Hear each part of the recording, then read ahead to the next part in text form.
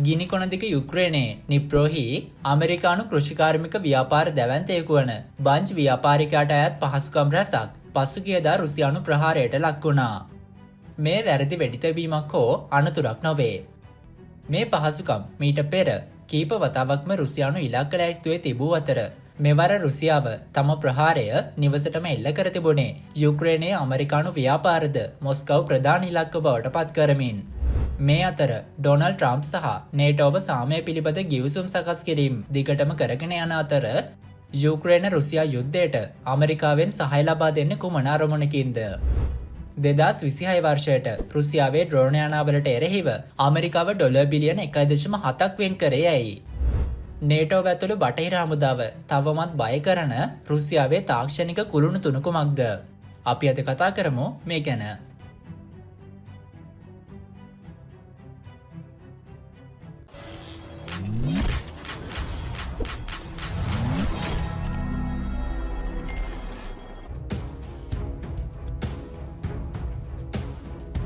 ඩිනිප්‍රෝහි ප්‍රහාරය එක්සත් ජනපද ව්‍යාපාරික අවශ්‍යතා ඉලක්ක කර ගැනීමේ උත්සාහයක් ලෙස ප්‍රහාරයේ චෝදනාව සැකසීමට උත්සාහ කළ යුක්‍රේන විදේශ අමාත්‍ය ඇන්ඩ්‍රේ සිහාගේ රාජ්‍ය තාන්ත්‍රික වාචාල කතා බොහෝ යුද විශ්ලේෂකයින් අතර කතාබහට ලක් වුණා.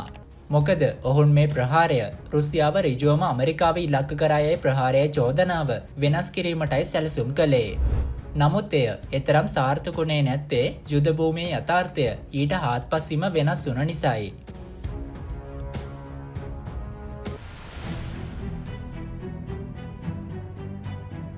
රුසියානු හමුදාවේ ඉලක්ක කිරීම වෙනස් මට්ටමේ හැකියාවක් පෙන්නුම් කළේ යුක්‍රේන ආරක්ෂක වළල්ලේ කොඳුන අරටිය වන බලශක්ති සහ කාර්මික යුද මධ්‍යස්ථාන ඉලක්ක කරගත් තියුණු ප්‍රහාරය නිසාමයි.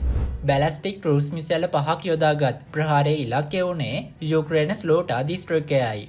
ප්‍රහාරයෙන් ප්‍රදේශයේ විශාල වත්කම් සහ යුද මධ්‍යස්ථාන කීපයකටම විශාල හානියක් ගෙන දෙනකොට රුසියාව දියත් කළ මිසයිල් වලට බාධා කිරීමට නොහැකි වුණ බටහිර ගුවන් ආරක්ෂක පද්ධති යල් පැන ගිය බව යලිත් වතාවක් යුද පිටියේදී ඔප්පු කර තිබුණා.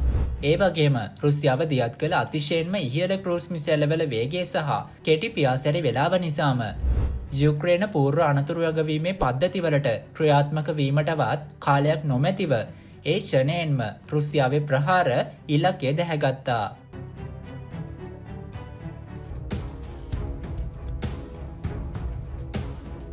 පළමු තාක්ෂණික කුළුණ වන්නේ රුසියාවේ ජීවමාන පුරාවෘතය වන ඉස්කැන්ඩර් M බැලස්ටික් මිසයිලයයි. මේ මිසයිලය සාමාන්‍ය බැලස්ටික් කවියක් නොවන අතරම එය අනපේක්ෂිත චලනයන් හරහා බාධා කිරීම මගහරිමින් එහි පර්යන්ත අවධියේදී ගමන්පත වෙනස් කළ හැකි ඉංජිනේරු සුවිශේෂී ආකෘතියක්.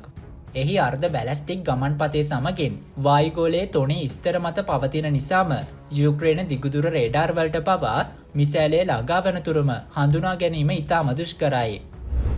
දෙවැනි කුරුණ වන්නේ KN-23 මිසයිලයයි. KN-23 යනු සතුරු රේඩාර් පද්ධති ව්‍යාකූල කරන ප්‍රහාරවල වෙනස්කම් නිර්මාණය කිරීම සඳහා නිෂ්පාදනය කළ රුසියානු මිසයිලයක්. මෙහි විශේෂත්වය වන්නේ නවීකරණය කරන ලද S-300 සහ S-400 පද්ධති වලින් මේවා දියත් කළ හැකිවීමයි. ඒ වගේම විශේෂම කාරණාව නම් රුසියාව දැනටමත් KN-23 බලවත් ගුවන් ආරක්ෂක පද්ධති හයිපසොනික් වේගයන් සහිත මාරාන්තික භූමි ප්‍රහාරක අවිබවටද සාර්ථකව පරිවර්තනය කර තියෙනවා. මේ නිසා නවීකරණය කළ S-300 මිසයිල අසාමාන්‍ය චාලක කම්පනයක් ලබා දෙන අතර සතුරු කොන්ක්‍රීට් බංකර් සහ බලශක්ති යටිතල පහසුකම්ද පිද දමන්න පුළුවන්. ඒ වගේම රුසියාව යුද පිටියේ සම්පූර්ණ පාලනය පවත්වා ගැනීමට යොදා ගන්න ප්‍රධාන තාක්ෂණික තුරුම්පුව නම් එකම ප්‍රදේශයට නැවත නැවත පහර දෙන රටාවයි. අපි දැන් කතා කරමු තුන්වන කුරුණ ගැන. ඒ තමයි ඩ්‍රෝන යානා.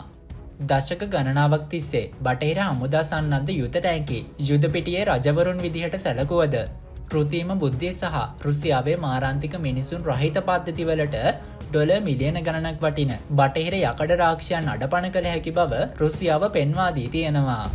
මේ වෙනකොටත් ඩ්‍රෝන යානා යුද ගුවන් අවකාශය පාලනය කරන යුගයකට මාරු වී තියෙනවා.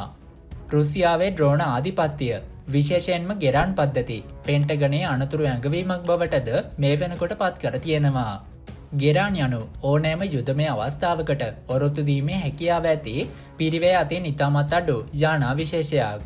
මේ නිසාම මිල අධික සතුරු ගුවන් ආරක්ෂක මිසයිල් ඉවත් කිරීම සඳහා රුසියාව ඒවා විශාල ප්‍රමාණයෙන් පියාසර කරවනවා.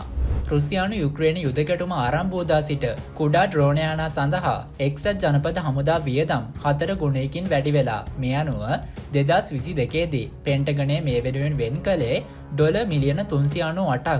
ඒත් 2026 වෙනකොට එම අගය ඩොලර් බිලියන 1.7 දක්වා ඉහළ යනු ඇතැයි පුරෝකථනය කර තියෙනවා.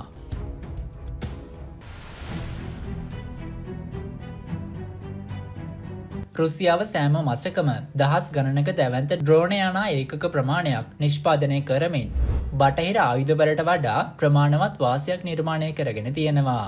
ඒ වගේම සෑම මසකම රුසියාව නව උත්පාදනයන් සොයාගන්නවා. පැහැදිලි උදාහරණ වලින් එකක් වන්නේ ස්කයිවේ RQ-28A ඩ්‍රෝන යානය සහ එහි නවතම පද්ධතිය වන X-10D නිෂ්පාදනයයි. ඒ වගේම රුසියාව දැනටමත් සොල්දාදුවෙකුගේ බෑගයකින් දියත් කළ හැකි ඩ්‍රෝන යානයක් සංවර්ධනය කිරීමට උත්සාහ කරමින් ඉන්නවා. කෙසේ වෙතත් බටහිර ආරක්ෂකාවි වඩාත් අපහසුතාවයට පත්වන්නේ ස්පෙක්ටර් වර්ක්ස් විසින් නිෂ්පාදනය කළ ගෙරාන් යානයට සමාන පෙනුම ඇති LM-136 යානයයි. මෙම ඩ්‍රෝන යානයේ සැලසුම රුසියාවේ ගෙරාන් ඩ්‍රෝන යානයේ හැකියාවන් අනුකරණය කිරීමට නිර්මාණය කර ඇති අතර බටහිර ඇතුළු නේටෝ රටවල් රැසක්ම මේ වෙනකොටත් රුසියාවේ මේ නව යුද නිෂ්පාදනවලට එරෙහිවීමට පහසු මගක් සොයමින් සිටින්නේ. ඇත්තටම රුසියාව දියත් කළ ප්‍රහාරය ඇමරිකාව ඉලක්ක කරමින් දියත් කළ මෙහෙයුමක්ද? 2026 වර්ෂයට ඇමරිකාව ඩොලර් බිලියන 1.7ක් ආයුධ නිෂ්පාදනයට වෙන් කරත් රුසියාවේ ඩ්‍රෝන යානා ප්‍රහාරවලට ඒ වගේන් විසඳුම් ලැබෙයිද? මේ ගැන ඔයාලට මොකද හිතෙන්නේ? මේ ගැන ඔයාලගේ අදහස් පහලින් කමෙන්ට් කරගෙන යන්න අමතක කරන්න එපා. ඉතින් අපි තවත් දවසක මේ වගේ වීඩියෝ එකකින් හම්බ වෙනකන් අදට ගිහින් එන්නම්. ඔයාලා හැමෝටම ජයග්‍රාහී දවසක්.